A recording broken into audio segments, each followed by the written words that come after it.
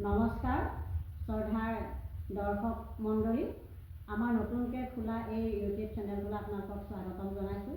আৰু আমাৰ এই ইউটিউব চেনেলটোত নতুন আপোনালোকে কিছুমান তথ্যবধুৰ বিষয় আপোনালোকৰ আগত দাঙি ধৰিবলৈ ওলাইছোঁ। আৰু যদি তাত কিবা ভুল ভ্ৰান্তি হয় আপোনালোকে শুধৰাই ল'ব। আৰু যদি আমাৰ এই ইউটিউব চেনেলটো আপোনালোকে যদি ভাল পায় আপোনালোকে লাইক কমেণ্ট কৰিব আৰু লগতে ছাবস্ক্ৰাইব কৰিবলৈ নাপাহৰিব। মই আজি জুবিন গাৰ্গৰ বিষয়ে দুআষাৰমান মোৰ ক'বলৈ খুব মন গ'ল, সেয়েহে মই আপোনালোকৰ আগত জুবিন গাৰ্গৰ বিষয়ে দুষাৰমান অৱগত কৰিবলৈ ওলাইছোঁ। যদি কিবা ভুল হয় আপোনালোকে নিজৰ বুলি শুধৰাই ল'ব। জুবিন গাৰ্গ এটা ভাষাৰে বুজাব নোৱাৰা এটা শব্দ। জুবিন গাৰ্গৰ বিষয়ে কৈ শেষ কৰিব নোৱাৰি, আৰু জুবিন গাৰ্গৰ বিষয়ে ক'বলৈ আমি ভাষা বিচাৰি নাপাওঁ, ভাষাত আমাৰ শব্দৰ অভাৱ হয়। জুবিন গাৰ্গ এনেকুৱা এটা সত্তা, যি সত্তাক আমি আমাৰ নৱপ্ৰজন্মৰ কাৰণে এটা আদৰ্শস্বৰূপ। সেই জুবিন গাৰ্গৰ যি সংস্কৃতি, জুবিন গাৰ্গৰ যি জয়যাত্ৰা, জুবিন গাৰ্গৰ যি সত্তা, সেই সত্তাক যেন আমাৰ যুৱ প্ৰজন্মই আদৰ্শ হিচাপে লৈ আগবাঢ়ি যাওক, তাকে কামনা কৰিছোঁ। আজি জুবিন গাৰ্গ য'তে আছে শান্তিৰে থাকক, আৰু জুবিন গাৰ্গে যি অভাৱনীয়ভাৱে মৃত্যুবৰণ কৰিবলগীয়া হ'ল, জুবিন গাৰ্গে যেন ন্যায় পাওক। দুখৰ বিষয়, অসমৰ লগতে বিশ্বৰ বিভিন্ন প্ৰান্তত জুবিন গাৰ্গৰ শ্ৰদ্ধাঞ্জলি জনাই আহিছে, বৰ্তমানেও জনাই আছে। ন্যায়ৰ স্বাৰ্থত যাতে জুবিন গাৰ্গে ন্যায় পায়, সেয়ে আমি সকলোৱে কামনা কৰোঁ। যিহেতু আমাৰ হিয়াৰ আমঠু জুবিন গাৰ্গ, তেখেতক আমি আৰু কেতিয়াও বিচাৰি নাপাওঁ। যদিও তেখেত কায়িকভাৱে আমাৰ মাজৰ পৰা হেৰাই গৈছে, তেখেত আমাৰ প্ৰতিজন অসমীয়াৰ তেজে তেজে বৈ থাকিব, প্ৰতিজন অসমীয়াৰ হৃদয়ত অন্তৰ্ভুক্ত হৈ থাকিব, আৰু প্ৰতিজন অসমীয়াই তেখেতক অন্তৰত ৰখাই লৈ আগুৱাই যোৱাৰ যি প্ৰচেষ্টা কৰিছে, সেয়া যেন তাত সকলোৱে যেন উঠি অহা প্ৰজন্মক সহায় সহযোগ কৰে। জুবিন গাৰ্গৰ যেন আদৰ্শ সদায় জীয়াই ৰাখিব লাগিব। যেতিয়ালৈকে আমাৰ পূবৰ বেলি পূবতে ওলাই থাকিব, পশ্চিমৰ বেলি পশ্চিমতেই মাৰ যাব, তেতিয়ালৈকে যেন জুবিন গাৰ্গ আমাৰ মাজত জীয়াই থাকিব। আমি জানিবলৈ পাই বা দেখিবলৈ পাই আমি গৌৰৱ অনুভৱ কৰিছোঁ। তাহানি ভাৰতে স্বাধীনতা লাভ কৰাৰ পাছৰে পৰা পাকিস্তান আমাৰ ভাৰতবৰ্ষৰ কাৰণে চিৰবৈৰী। যদিও পাকিস্তান আমাৰ ভাৰতবৰ্ষৰ কাৰণে চিৰবৈৰী, তথাপিতো পাকিস্তানৰ নিচিনা জেগাত, পাকিস্তানৰ নিচিনা ৰাষ্ট্ৰত জুবিন গাৰ্গৰ শ্ৰদ্ধাঞ্জলি অনুষ্ঠান অনুষ্ঠিত কৰিছে। ঠিক সেইদৰে বাংলাদেশেও আমাৰ জুবিন গাৰ্গৰ শ্ৰদ্ধাঞ্জলি অনুষ্ঠান অনুষ্ঠিত কৰিছে। তছলিমা নাছৰিনে জুবিন গাৰ্গৰ এই মৃত্যুত শোকবহুল হৈ তেওঁ এটি কবিতাও ৰচনা কৰিছে। আৰু জুবিন গাৰ্গ অমৰ হওক, জুবিন গাৰ্গ আমাৰ মাজত সদায় জীয়াই থাকিব। আমি সদায় জুবিন গাৰ্গক আমাৰ মাজত আমি জীয়াই ৰাখিব লাগিব।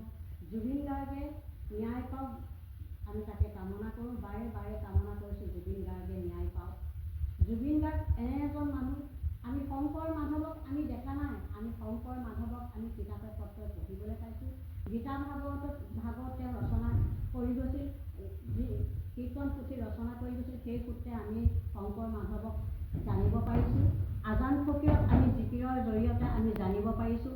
কিন্তু জুবিন গাৰ্গ এনে এজন অৱতাৰী পুৰুষ, ঈশ্বৰ সদৃশ পুৰুষ, যাক আমি নিজ চকুৰে দেখিছোঁ।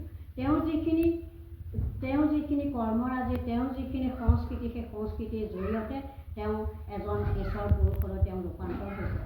তেওঁ সকলোকে ভাল পাইছিল, দুখীয়া দৰিদ্ৰ পগলা জীৱ জন্তু গছ গছনি আটাইৰে তেওঁ প্ৰিয় আছিল। সেই জুবিন গাৰ্গ আজি আমাৰ মাজত নাই। জুবিন গাৰ্গৰ কথা ক'বলৈ গ'লে আমাৰ বহুত দুখ লাগে, আমাৰ বুকুত খুন্দা মাৰি ধৰে। সেই জুবিন গাৰ্গক আমি আজি হেৰুৱালোঁ। যদিও জুবিন গাৰ্গ হেৰাই গ'ল আমাৰ মাজৰ পৰা, তথাপি জুবিন গাৰ্গ যেন আমাৰ মাজতে জীয়াই আছে। আজি লাখ লাখ জনতাই শ্ৰদ্ধাঞ্জলি জনাই আহিছে সোণাপুৰত।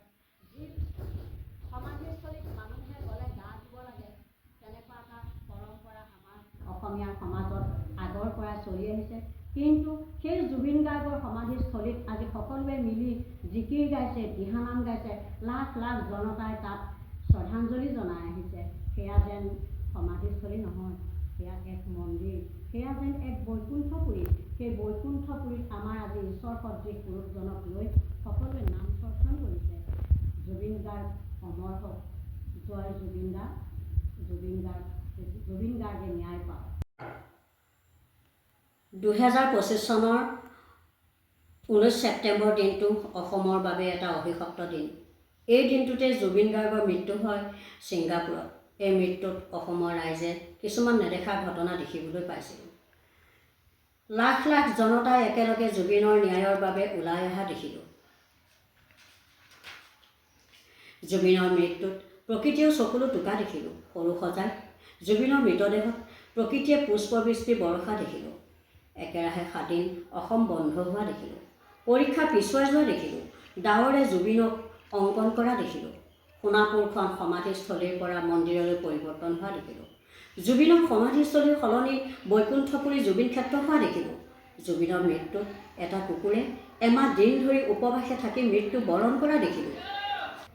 অসমৰ ক্ৰিকেট বলীয়া ৰাইজে বৰষা পাৰত অনুষ্ঠিত হোৱা ক্ৰিকেট খেল নোচোৱা দেখিলোঁ। জুবিনৰ মৃত্যুত জীৱ জন্তুৱে চকুলো টোকা দেখিলোঁ। জুবিনৰ মায়াবিনী বিখ্যাত সেই গীতটো প্ৰাৰ্থনা গীত গোৱা দেখিলোঁ। গুগলে বিশ্বৰ ভিতৰতে জুবিনক হামিং কিং নামেৰে স্বীকৃতি দিয়া দেখিলোঁ। জুবিনৰ মৃত্যুত ভাৰতৰ চিৰবৈৰী পাকিস্তানে শ্ৰদ্ধাঞ্জলি জনোৱা দেখিলোঁ। জুবিনৰ মৃত্যুত বাহিৰা ৰাষ্ট্ৰইও শ্ৰদ্ধাঞ্জলি জনোৱা দেখিলোঁ। শংকৰ মাধৱক দেখা নাছিলোঁ, কিন্তু মাধৱৰ দৰে এজন ঈশ্বৰ সদৃশ পুৰুষ জুবিনক দেখিলোঁ।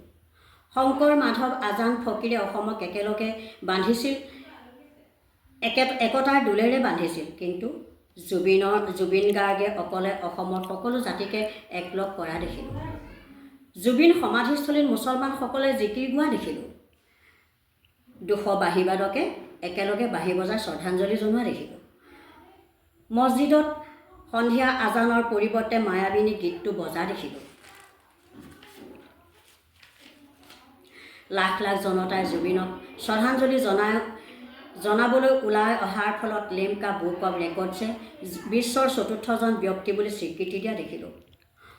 মোৰ কোনো জাতি নাই, মোৰ কোনো ধৰ্ম নাই, মোৰ কোনো ভগৱান নাই, মই মুক্ত, এই কথাষাৰ মহৎ লোকৰ বাণী বুলি স্বীকৃতি পাবলৈ প্ৰতিবাদ কৰা দেখিলোঁ।